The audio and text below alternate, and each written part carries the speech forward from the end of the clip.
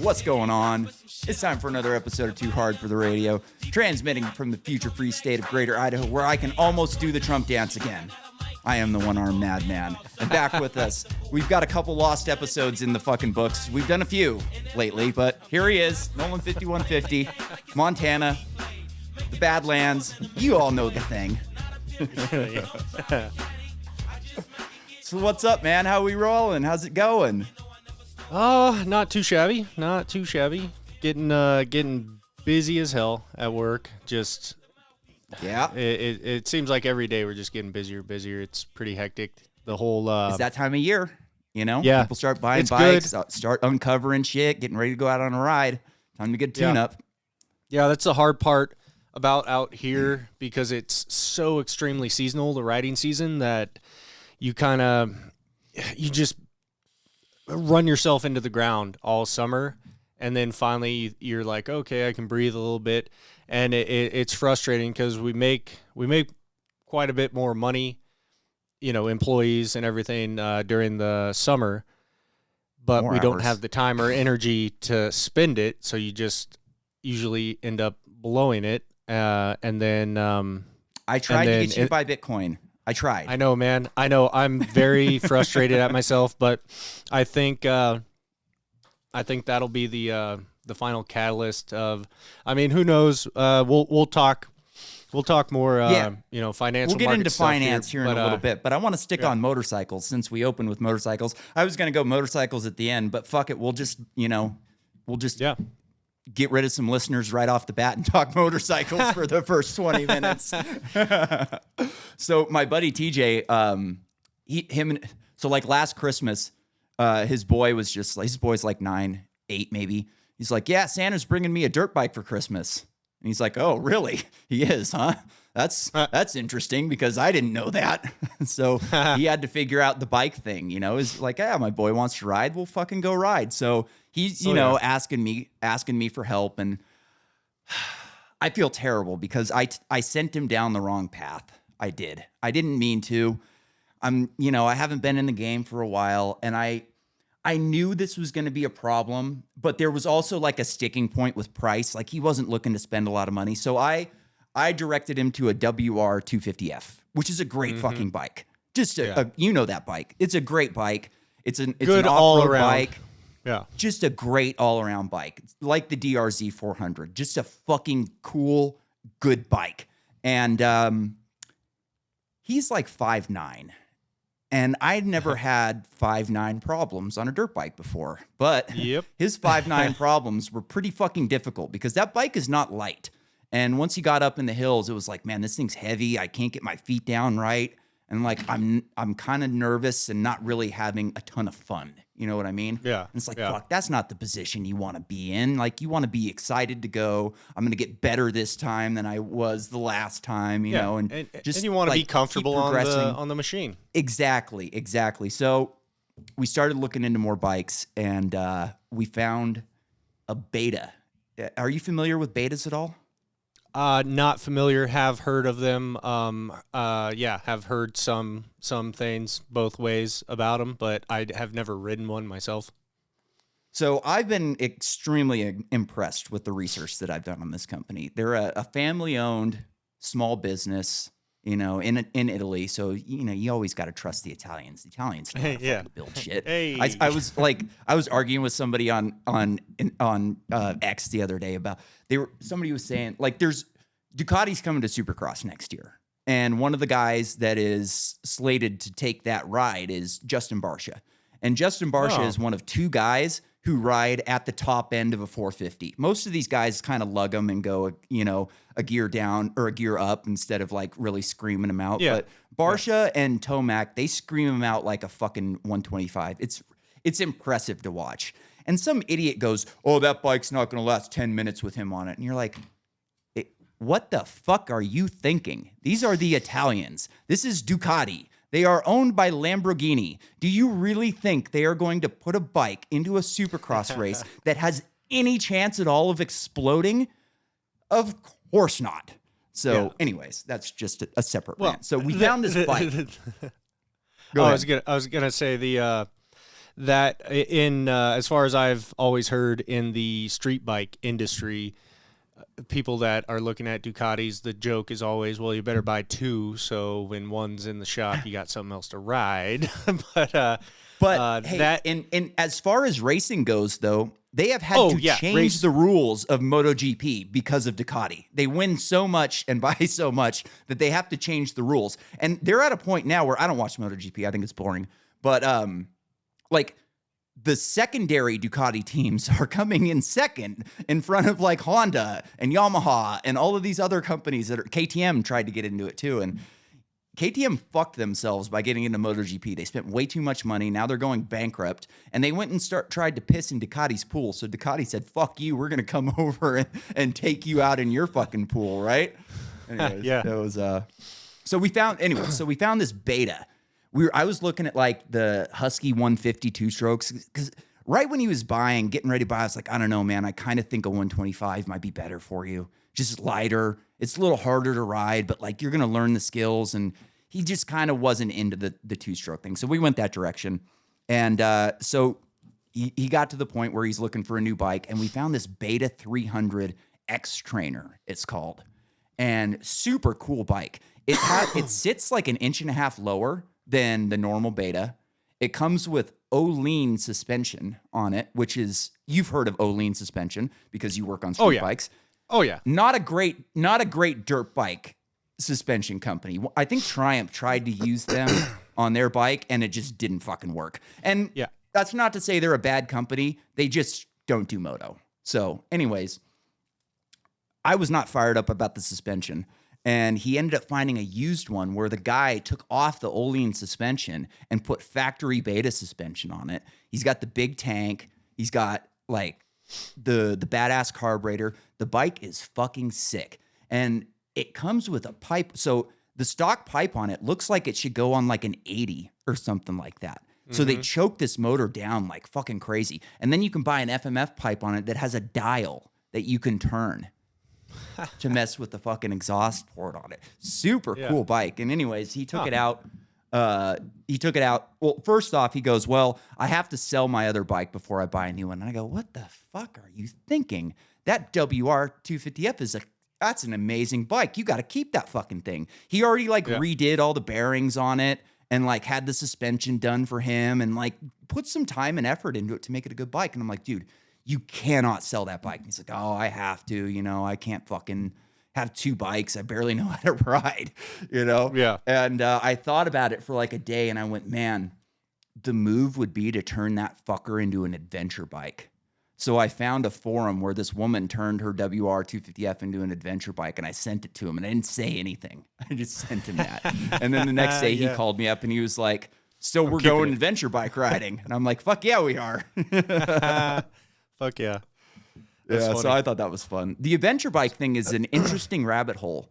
Like, I don't think I would buy an adventure bike. I think they're too big and too heavy, and it would just be better to use like a DRZ or even a 450.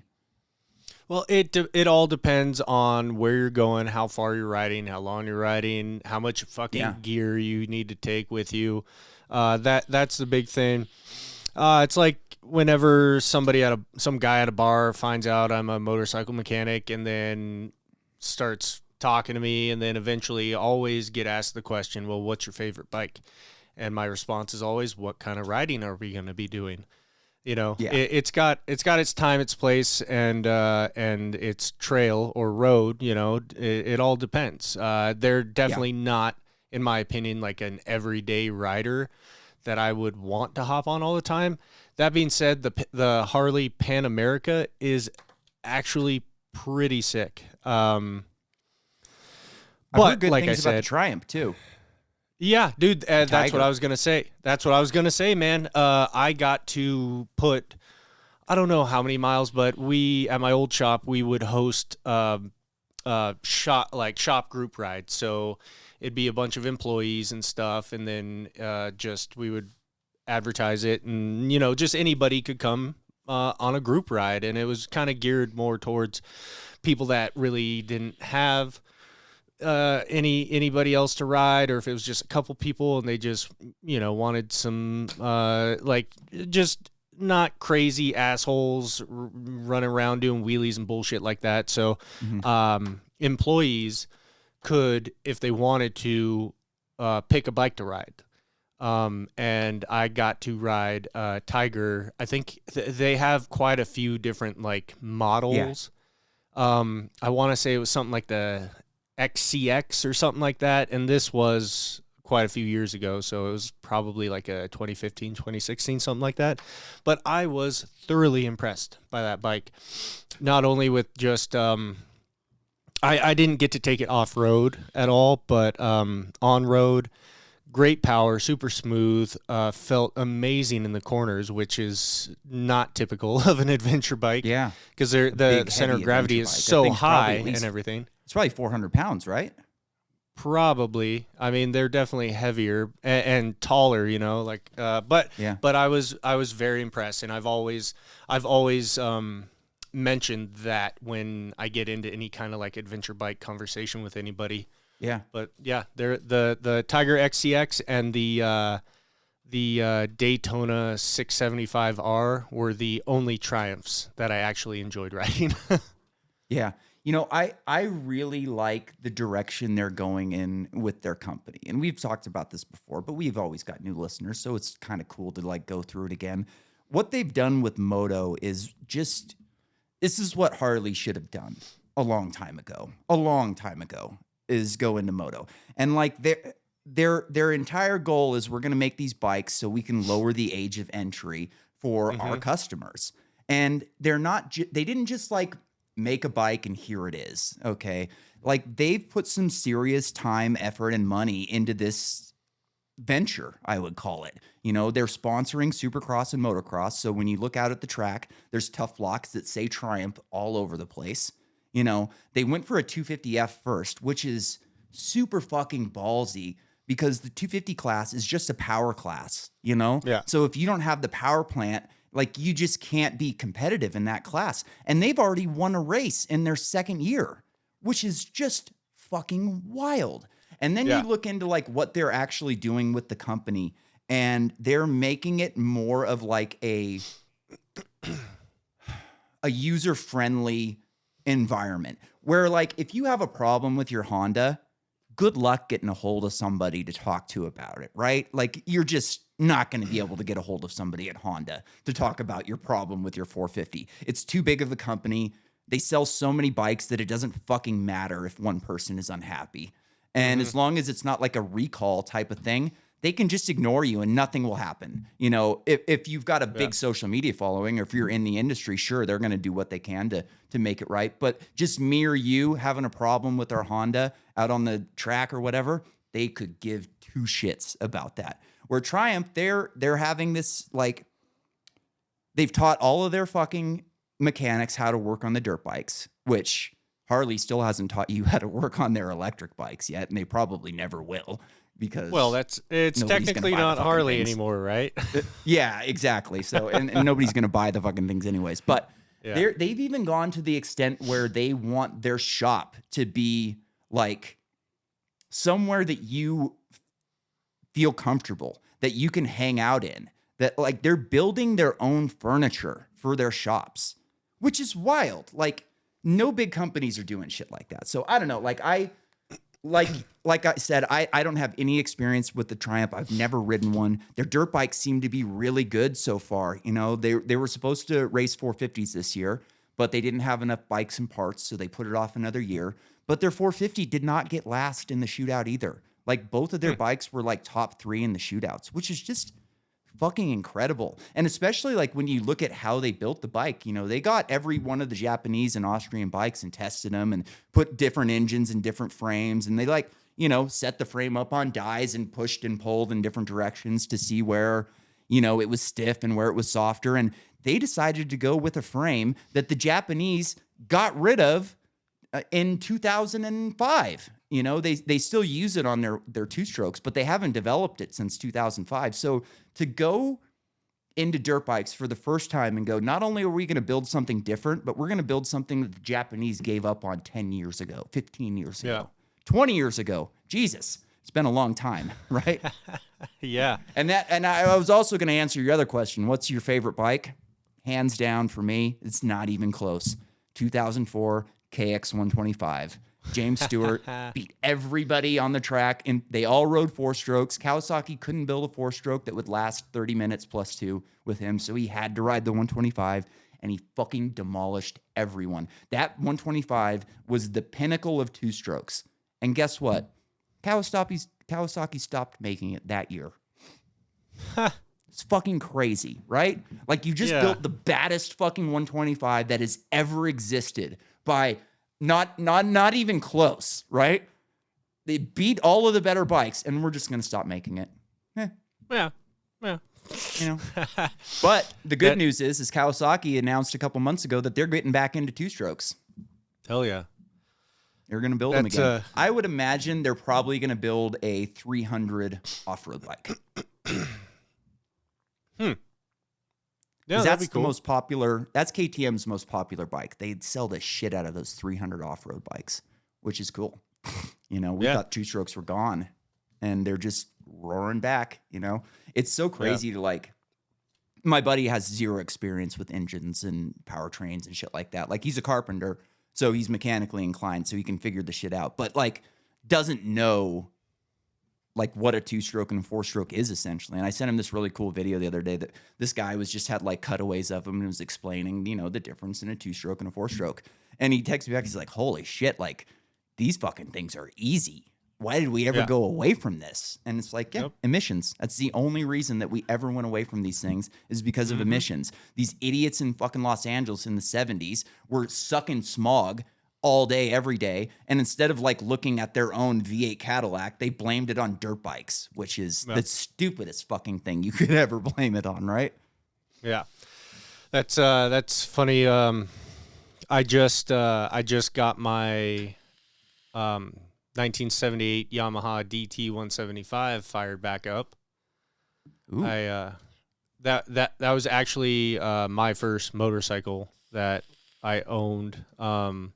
Roy got it from the neighbor down the street, literally the day we were leaving for Montana, and rode the shit out of that thing up here. But my chick, she is taking her rider's safety class this weekend, so nice. I got that thing fired up so she could just kind of like putt around in the grass and stuff, just because it's so light and it's so underpowered and everything that it's just perfect to learn on. It's you know, it's got 5 fucking gears. You just kind of like get a feel for working a clutch and stuff. She just shifted into second gear today, so it's fun.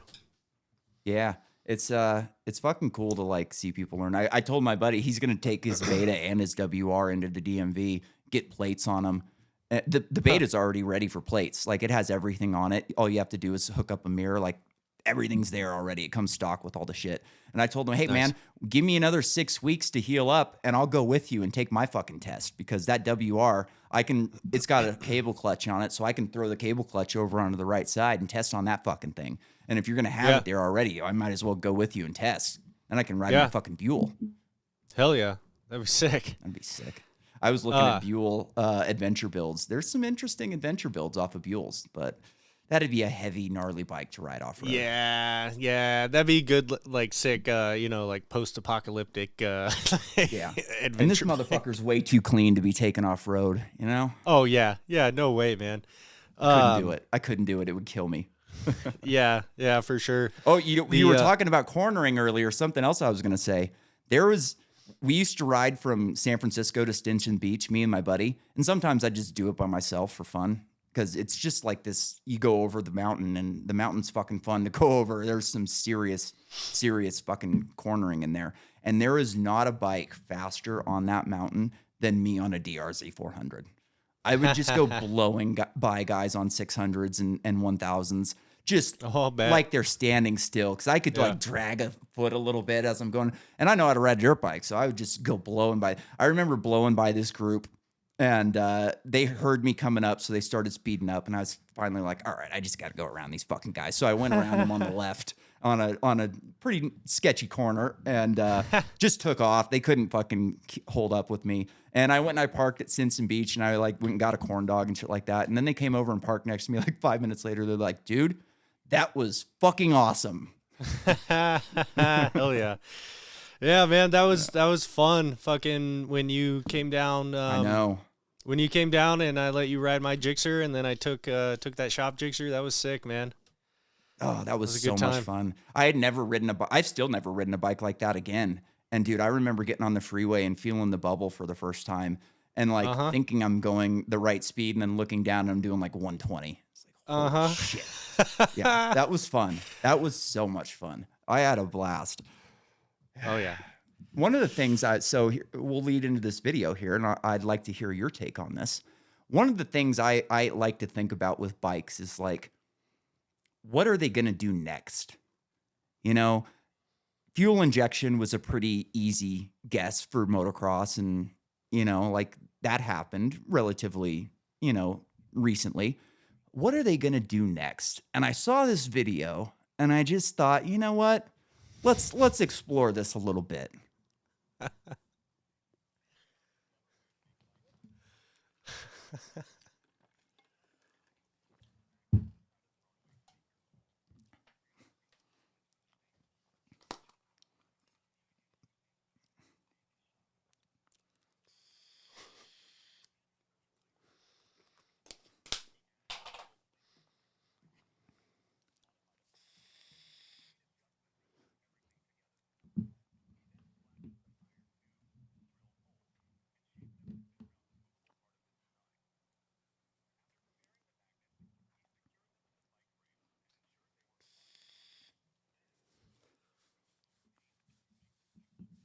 Got to do that.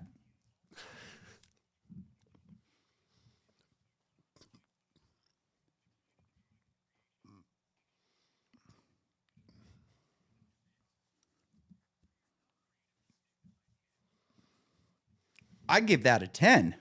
Honestly, I've never thought about magnetic suspension. No moving parts, and you're sitting on a cushion of air. Seems pretty fucking cool to me, huh? What could go wrong? Well, I wonder what the service interval is on those. Because, I mean, they're technically... magnets. They never go bad. It's just a magnet. You don't have to service them. No. Don't they kind of... If you drop them really hard, they might... Like, if you drop them super hard, they might lose their magnetic properties. But no, like, magnets don't wear out. Okay. Yeah, I guess the only thing that could really happen is if you fucking... you severely overshoot a freaking just flatland the shit out of a triple, and then you just crack your magnets. You got to pull into the pit. Yeah, no shit. You'd have to have some really strong magnets to do that in Supercross. Like, can you imagine how strong they would have to? Like, dude, but then Supercross is gnarly. Like the G outs, like in between the rhythm sections and shit, are fucking gnarly. I don't think you could do it with forks, but maybe with a shock. I don't know. And some of these guys have problems with the shock overheating. I think Chase Sexton is leaving KTM because they can't keep the shock right for him. Then you go to the next step in electromagnets. Ooh, now we're fucking talking. Now we're cooking with gas, right? Hell yeah. I don't know, man. I can't. It's hard to like imagine what the next step could be. You know? Yeah. I should have fucking sent you this video. I didn't even think about it, but since we're on it, I'm gonna look it up on X, see if I can find it real quick, and we'll fucking listen to it, and hopefully you can kind of hear what's going on with this because this is fucking interesting. Here we go. Oh no, it's just a video. There's no sound in it. Anyways, Kawasaki built a robotic horse. Does it have a robotic? It doesn't work yet. It doesn't work. Like, there's a cool like CGI video on it, but yeah, it's just sound, like it's just noise. There's no like explanation to it. But anyways, that could be something interesting. I've always wanted. Do you remember that video game Jet Moto? No, I don't think so. Was that like the old school NES one? No, I think it was on PlayStation, like the original PlayStation. And what it was is it was a racing game, and you were on like essentially, what do they call those things in Star Wars? The fucking it was Speeder. like a jet ski that hovered Yeah. over, and you could go over the water and over. I would love something like that, but I just don't think that's ever going to happen. You would have to have like crazy superconductors. Like if you had superconductors laid into the road, like imagine a MotoGP track and you just laid superconductor all through it, and then you had superconductor in your fucking bike. You might be able to get enough magnetism to lift those motherfuckers off the ground. And then I guess you could power them through like a jet engine. I don't know. It sounds fun to me. But, I think we're a long way off of that shit. I'm not sure that this fucking Kawasaki thing is ever going to work. Here, I'm going to take a picture of it and send you the picture just so you can fucking see it. Here we go. I'll text you this real quick. Who cares? Nobody's listening anyways, right? Here's the fucking, actually on that, downloads have been way up. So thanks everybody for listening. I just sent you the picture of it. It's pretty fucking cool. Like, I like it. And really the smart thing about it was it was just a publicity stunt. Like the thing doesn't work. They use a CGI video to like show a human riding it. But essentially, like Kawasaki was trending on Twitter for 3 days. And I just typed in KAW into the search bar and immediately it came up. So like really a great publicity stunt. Yeah. That's pretty funny. Cool, huh? Yeah, it cracks me up how the whole like front just looks like a sport bike. Yeah, it does. It's like a sport bike mixed with a four-wheeler with legs. Yeah. It'd be super cool. I don't know. Like, I don't think that something like that is going to work. I don't know. Like, what do you do? Do you put a fucking 250F engine in it, or do you make it electric? Like, it seems like when they're doing this crazy, like, futuristic type of stuff, they're hell-bent on electric, which I don't fucking get. Like, it would probably work great with a 250F engine in it. Yeah, I would think, I guess, because you do that, then you got a shit ton of like fucking gears and chains and cables and stuff like that with electric. That's what I was just motors. thinking. They're probably everything would have to operate off of fly-by-wire essentially. Yeah. So I think you would have electric motors everywhere. So you would either have to convert your gas engine, all the power that it's generating, you would have to convert it to electricity, or just start with an electric motor. Maybe you could do a hybrid where you could do like a small two-stroke engine in it, like an 80 or a 65 or something like that charges the battery, and then the battery can like deliver electricity to the rest of the machine. That would be interesting. Right? Like, I have no problems with hybrids. I think hybrids are pretty fucking cool. And it's probably like the future of cars should be hybrid, not just this electric bullshit. Like, you can use a small amount of gasoline to charge your electric, and then like you get my grandfather just bought like a hybrid. He said it gets like 60 miles a gallon. That's fucking crazy, And you don't have to plug it in and charge it. You just fill it up at the gas station. That's the fucking. I mean, that would be the most logical next step in automobiles. I don't know. Yeah. Trying to jump right to electric just seems stupid. Like we've discussed, the grid is not designed to handle that kind of shit. The battery technology is getting better, but just not quite there yet. So I don't know why that wasn't pushed more. I mean, I remember when what was it, the Prius, the hybrid Prius, they were fucking everywhere. And why did I don't know. Remember the South Park episode where Stan's dad the Jew bought the Prius, and he was going around to everybody, hey, look at my new thanks. I remember we played a while, this was a while back, but we played a guy who was riding a Stark Varg, who was riding around the pits going, hey man, what do you think about the future? It's like, fuck you. I think you're a faggot. That's what I think. All right, let's get into some economics. Here's a primer for us.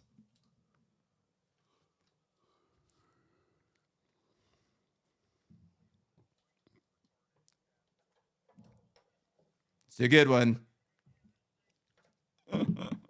So for people who don't know, Nolan has a PhD in economics, and he's basically the economic powerhouse of this podcast. So Nolan, what can we expect with tariffs coming up in the near and long term? Well, obviously, short term, we're going to be looking at probably a little bit higher prices, in country. But this is a long game. We're in it for the long term benefits, which is going to incentivize companies to bring production back to the States and back to America, put American people to work. Hopefully then maybe we'll actually have enough jobs for all these that was better than I thought it was going to be. That was better than I thought it was going to be. If I have to say, I thought that you did pretty good there. That was not bad. I like it. I would have to disagree with you on a couple points on that. I don't think production's coming back to the United States. I think these companies, like a lot of these tariffs that he's implementing, are like a tool for negotiations, and hopefully it'll cause them to lower their tariffs and stop ripping us the fuck off. But I don't know, man. I'm seeing companies like Apple or GM or fucking Nike, they're going to look at this shit and go, you know what? Even if we started building now, we got the permits today, we're still not going to get our factories up and running by the time his term is over. It's going to take longer than 4 years. Even if they cut all the regulations, like, it's going to take a while. And I think that they're going to look at this and go, you know what? Fuck it. We're going to stay where we are, and we're just going to wait for another Democrat to get in office and wipe all this shit away. Yeah, probably. I think you are totally correct. It's just negotiating leverage to try to, and that's one thing that I didn't even realize, that all these other countries and everything have tariffs against the United States, but we just let their shit come in. So, like, free of charge. One of the funny parts about the tariffs is Trump levied tariffs on 2 islands in the Arctic that have 0 population. And everybody's freaking out. Oh, he's an idiot. He put tariffs on someplace that people don't even live there. And this fucking, one of these unbearable cunts on MSNBC brought Howard Lutnick on to, like, grill him on that. And she's not even listening to him talk. She's just, like, trying to gotcha, she's got a producer in her ear telling her what to say, just not even listening to what he's saying. And, she's trying to make fun of Trump. Oh, you guys are idiots. Why'd you do that? Nobody lives there but penguins. And he's like, yeah, man, what these countries do is we'll levy a tariff on Australia, who controls this area. And instead of shipping things and paying the tariffs, they'll just ship it through there. Yep. So, yeah, we're eliminating loopholes. And, you're still trying to make fun. And then today, Apple is rerouting flights from China to India to skirt tariffs. They're already doing it, So it's like they're literally proving his point in real time.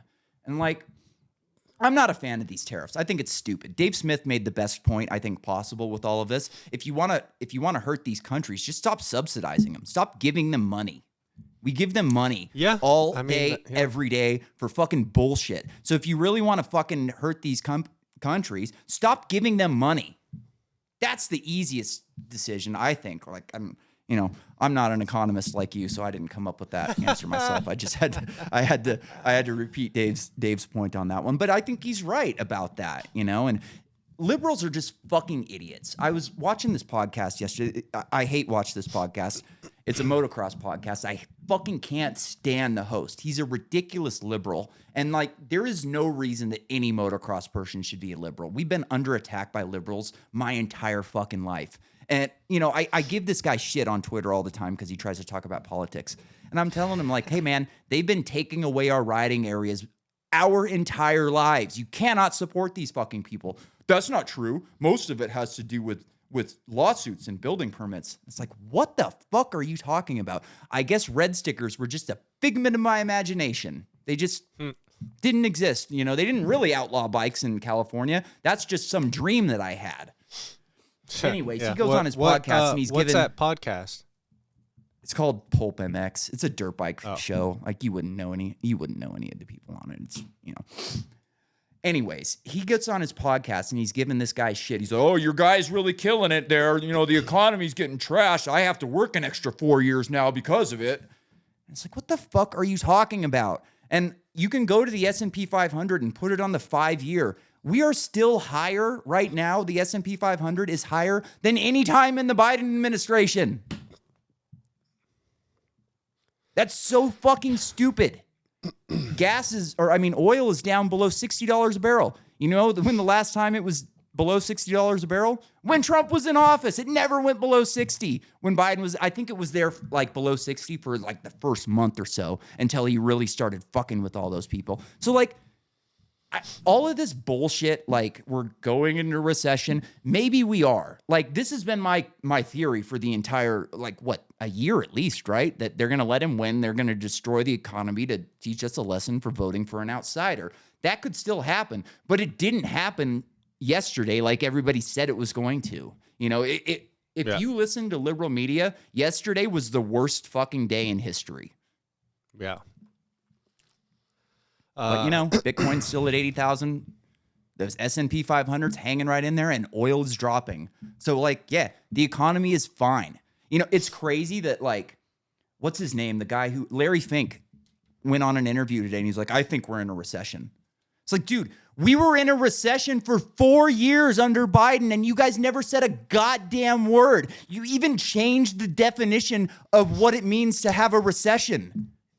So you could lie about it. And so what? Yeah. Now did we change it back to the original definition so now we can apply it to Trump? It's so fucking stupid. Yeah.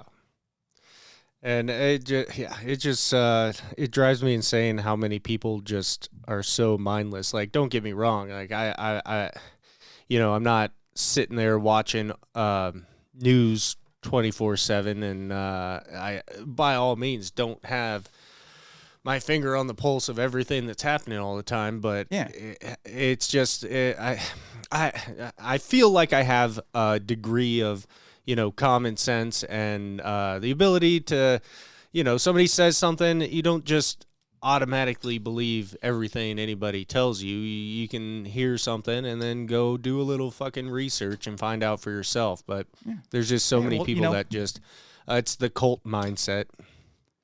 When you break it down to its basics, economics is a study of human action. So, humans act. Yeah. That's how you study them. It's just, oh, man. It drives me nuts that, like, these guys have me defending Trump. Because I'm pissed off at Trump right now. Like, he's bombing the poorest country on earth. He bombed a tribal elders meeting for who knows why. They wanted to kill some dude in a fucking apartment building. So they blew up the entire apartment building, and then they're all giving each other thumbs up in American flag emoji, including Tulsi Gabbard. They're just jacked up about killing these people. These are all like, and this is another Dave Smith point because I'm not smart enough to put this together myself, but like these people make Christianity a big part of their fucking identity, their public identity. They have crosses tattooed, like that's their thing. And then you watch them kill people and be joyful about it. And it's like, as a Christian, you would think they have to go, you know what? Pray for their souls. Hopefully God understands why we had to kill these people. Yeah. You know what I mean? I think so. And, yeah. And also, he's going to put out a $1 trillion military budget. The peace candidate. $1 trillion to the military for peace, I guess. Doesn't make any sense. So it drives me nuts that, like, these liberals have me defending Trump for ridiculous things when he's doing things that are actually worthy of criticism. You know what I mean? And like I said, I'm not into these tariffs, but something's got to happen. These countries are ripping us off. He is not wrong about that. Like, they take advantage of us because we let them. Yep. And you got, like, with like you were saying, with the bombing, the bombings and stuff that they've done and everything, and then too with the $1 trillion military budget, then my mind just goes back to, well, is this just another cycle of how you can't just have a quote Democrat in every fucking term, which is probably what would look at fucking the Bushes. these Democrats Republicans are have not to have a any boogeyman. fucking better. Yeah, they do have They to. have to have a boogeyman to blame everything on, because if they were in office all the time, they couldn't explain why climate change is still happening, or why we're still driving gas vehicles, or we're still pumping oil. Like, these are common sense things that these liberals are fucking morons. And here's to prove my point. This is some fucking retard spray painting a Tesla dealership with a fire extinguisher. And like, let's listen to this them and see what they're doing it for. Last Generation Canada. Tackling the climate crisis.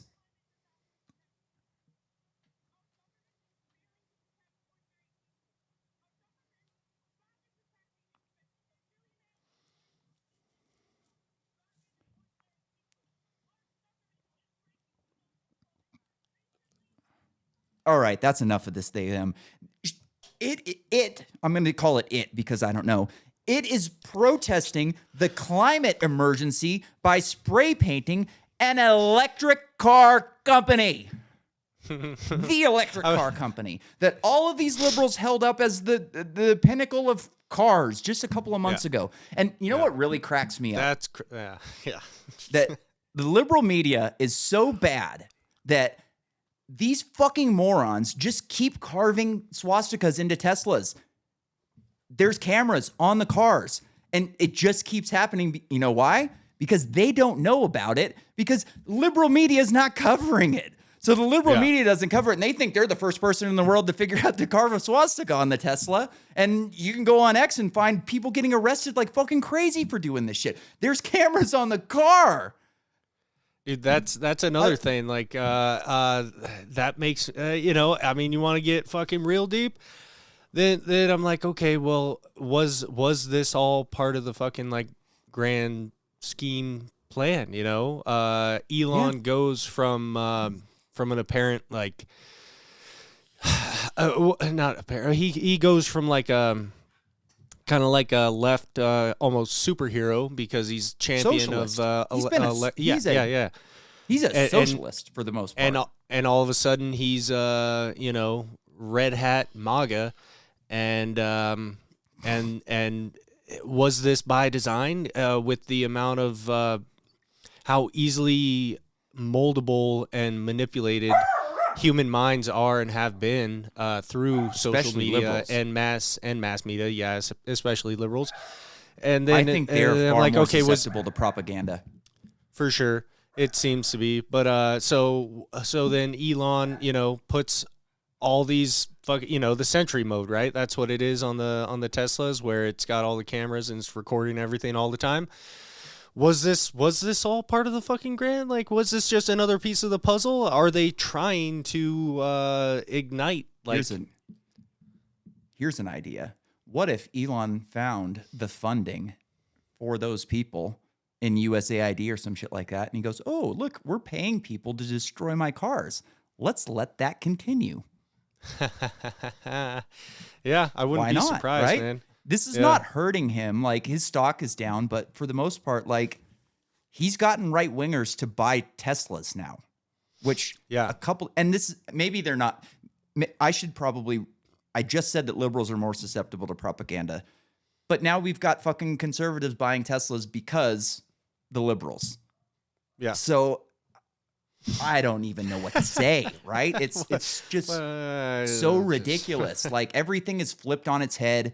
These people are morons. And this is not just happening in liberal, California or wherever else. Here's a video from a couple miles from my house of a Tesla protest.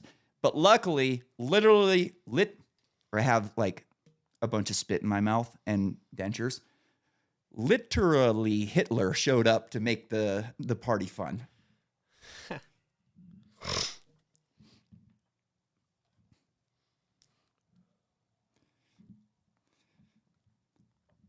My arm's healing up, so I should be Zeke Heiling in no time.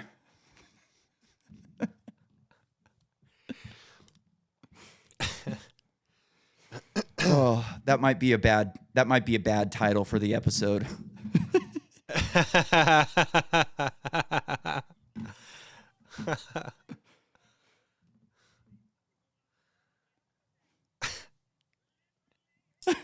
This guy's great. I wish I knew this was happening. I would have went. Yeah.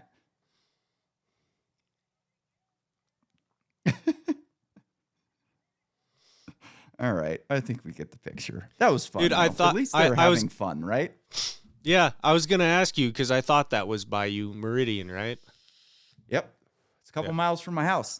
Just right fucking there. And liberals and commies, they're everywhere. They're looking to destroy any town, city, state they possibly can. And oh yeah, they're here for sure. I'm gonna have to say this guy. You should see the guy living in my other room. Ooh, jeez Louise. Just a real whew, yeah. I don't even know what to say because I can't be loud and Yeah. anyways, he's seen a couple up close. Let's just say that. I don't know. Let's see if I've got any other fun videos on here. What else has been going on? Well, got some sad news. The fucking the big dog died yesterday morning. He was half pit, half Saint Bernard. He was a big old meathead.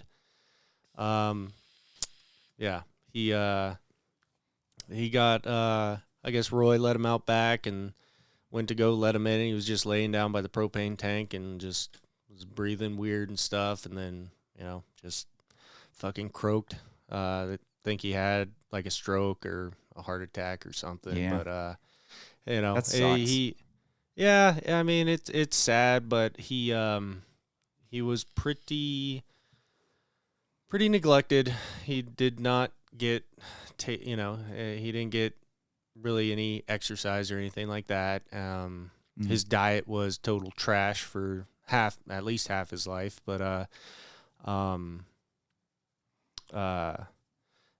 he and Saint Bernards have a short lifespan anyway. Just it's like giant humans. Big giant dogs are tough, you know. because they just don't live as long. Speaking of big dogs, did you hear that they brought dire wolves back from extinction?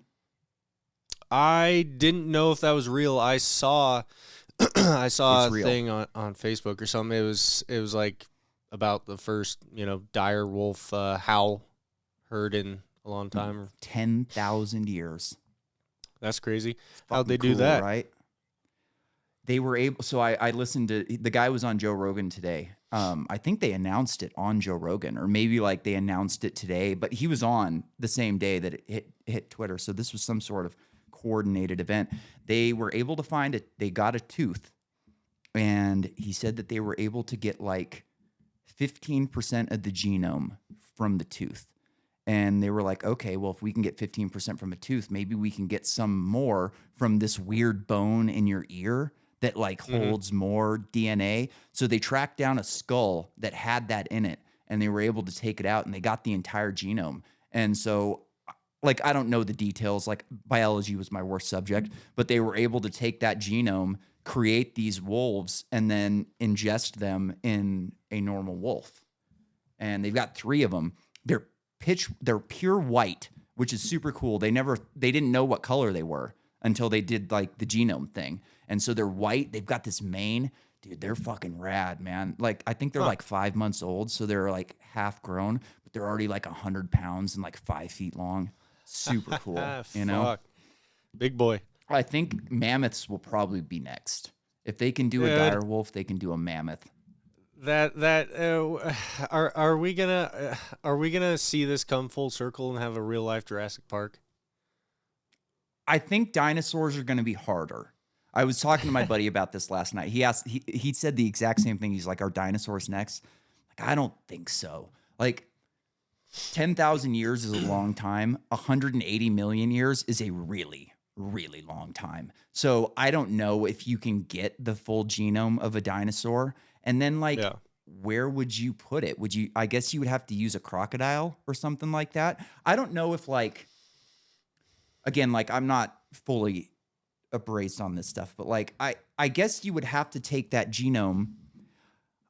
I don't understand where the genome goes from like a genome to being an egg to be like, I don't get that part of it. I don't know if they're using like a normal wolf egg or something like that, and they're inserting all it. It's beyond me. Yeah, but it would have to be something to that effect. The dinosaur is going to be a lot harder.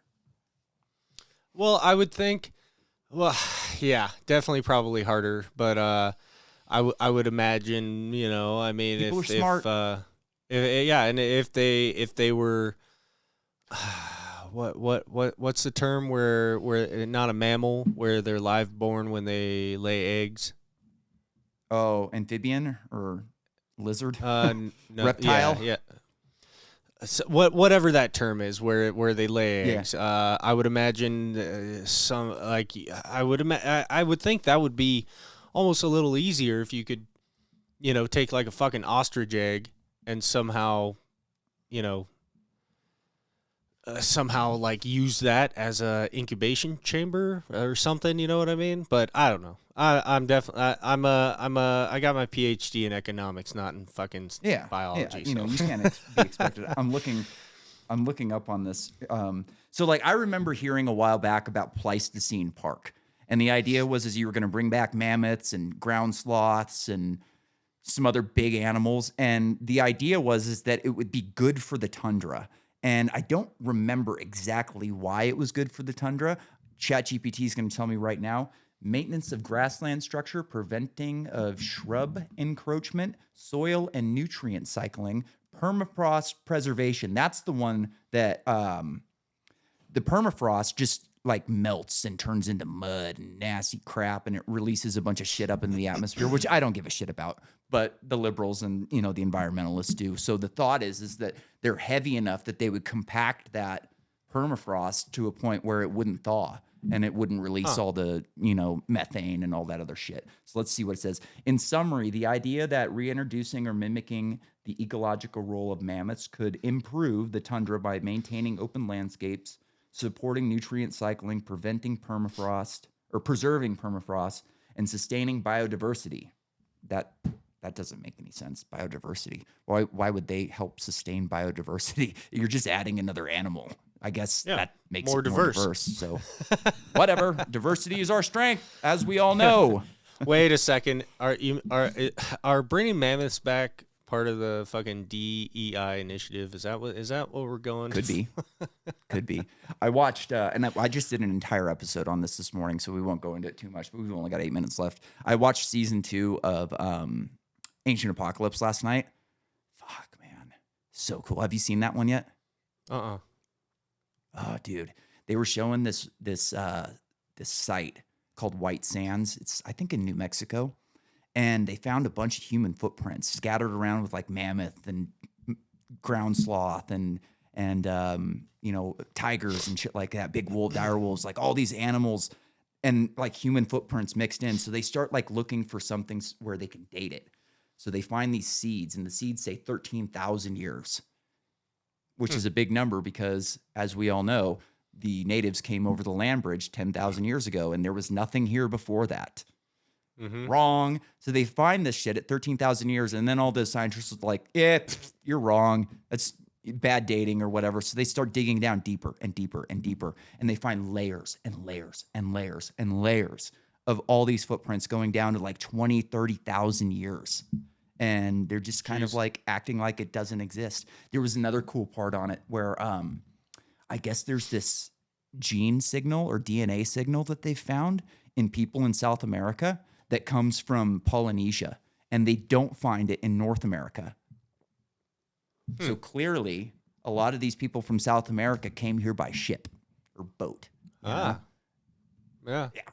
Fucking man, cool that's shit, that's right? one thing that really that's one thing like So that's if you sail from Easter Island straight, I guess it would be east to South America, when you get to the shoreline, there's this giant mega structure on a hillside that's kind of like looks kind of like a tree, and it's just been carved into the bedrock, and it's like, here you go, this is the spot, you made it.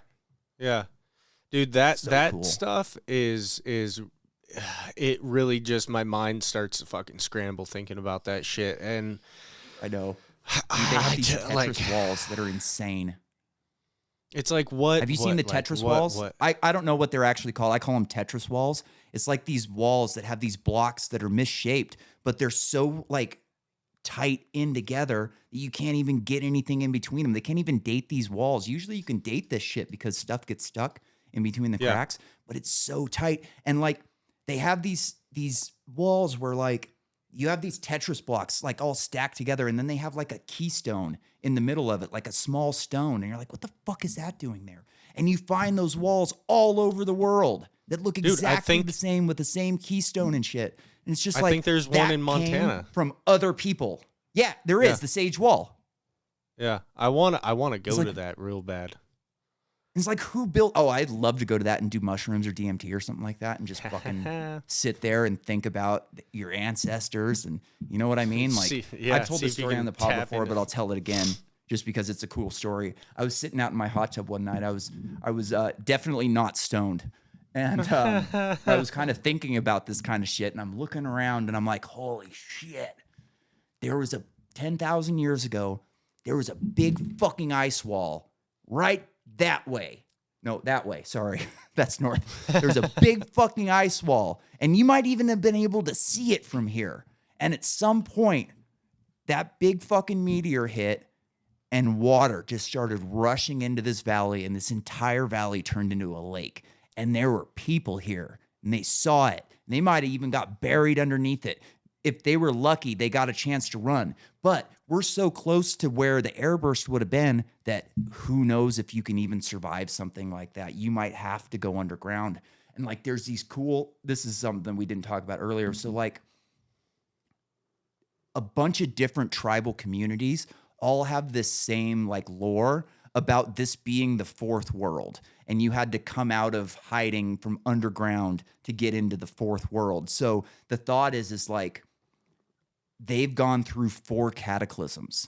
Mm-hmm. And the last one was the Younger Dryas impact. And they had to hide underground for a long time before things got good enough for them to go back outside again. Yeah. Man, can you just imagine how... It gives me, like, I got my hair on my arm stands up. Like, it's fucking gnarly. He had Keanu Reeves on it for this one, and he was just kind of talking to Keanu Reeves, who's so weird. At one point, he was, like, doing this weird shit. I'm like, oh, my God, is he going to fall down? Like, what is wrong with this guy? I know he knows Kung Fu, so he shouldn't fall down on flat ground. But it's like, can we get a movie? Can we get a movie, please? Like, can you imagine what I just described on the big screen on an IMAX? Like, fuck, dude. That would be so badass. And like, I don't understand. Like, I get the whole aspect of like academia and why they don't want any part of Grant Hancock, but why is Hollywood not interested in this? Yeah. Well, yeah. I think Ronald Emmerich made that film 10,000 BC in like in late 90s, early 2000s, and that was kind of right there. It was kind of about that. There was no cataclysm though. It was just people living in that time period, interacting with the megafauna, and they had pyramids and shit in the movie. So it's like, we've already kind of done it. Let's make one where you say at the beginning, this shit might have happened, you know? Yeah, this might be based on reality. Like, these are stories that we came up with, but the overall, like, overarching aspect of this cataclysm, this probably happened. And like, dude, give us a fucking movie, please, Keanu. If this was the 90s, he could have like played a Native American and been the lead. And if you want to go really crazy with it and go white supremacist, you just have Keanu be the wise man that comes from Atlantis to teach all the natives. That would really get people's fucking skirts in a fire. Yeah. All right. Well, I think we did it. Do we have any other videos that we want to play before we get out of here? Let's see if we can fuck the police real quick. That didn't sound right. Yeah, we can fuck the police real quick. Here we go.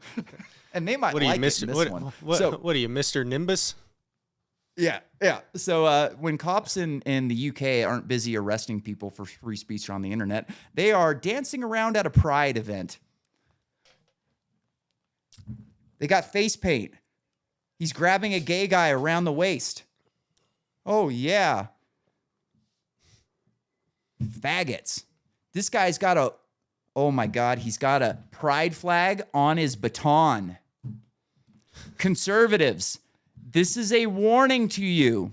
The cops are not your friends.